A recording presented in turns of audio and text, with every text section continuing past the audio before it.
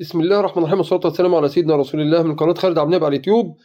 ولقاء العمالقة، لقاء المصري الكابتن الكابتن احمد مدحت نشأت 2088. وطبعا في قسم الصورة على موقع تشيز دوت كوم بتبدأ المباراة أمام حضراتكم. أنا بالأبيض، وطبعا الكابتن كابتن احمد مدحت نشأت بالأسود. على طول بصعد بالعسكري، وبعدين الفرصة هو بيقابلني بالعسكري. صعدت بالعسكري في حماية الفرصة، والوزير طبعا صعد بالفرصة في حماية العسكري والوزير بتاعه. وبعدين أنا بيت هو وبيت. طبعا طلعت ضربت الفرصة عشان الوزير طبعا أقدم عليه العسكري. وبعدين إجا هنا قلت مصعد. طبعا فاجأني بانه بيصعد كده، عشان لو اكلت هاكل الفرصه ببلاش. فصعدت بالعسكري، بامن العسكري بتاعي، نزل كمان بالفرصه. اكل بسرعه رهيبه جدا. اكلت كمان العسكري.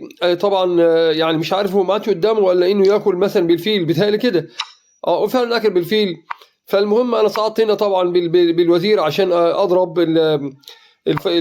طبعا عشان اضرب له الفرصه والفيل مع بعض. هو طلب وزيري بالفيل، وبعدين بعدت في حمايه الفرصه بتاعته وبطلب الفيل بتاعه. هنا عمل بلندر صعب جدا، ان هو ساب الفيل بتاعه مضروب. فانا طبعا عملت هنا بريليانت عالمي. اكلت وزيره، وفي اكل وزير الاول فاكلت وزيره. اجى طبعا يحمي قطعته. طبعا انا كده زدت قطعه، اصبح عندي 5 قطع مقابل 4. خلاص هو يعني لاعب كبير جدا. على طول حسبها بالفور وانسحب امام حضراتكم. شكرا لحضراتكم، والسلام عليكم ورحمه الله وبركاته.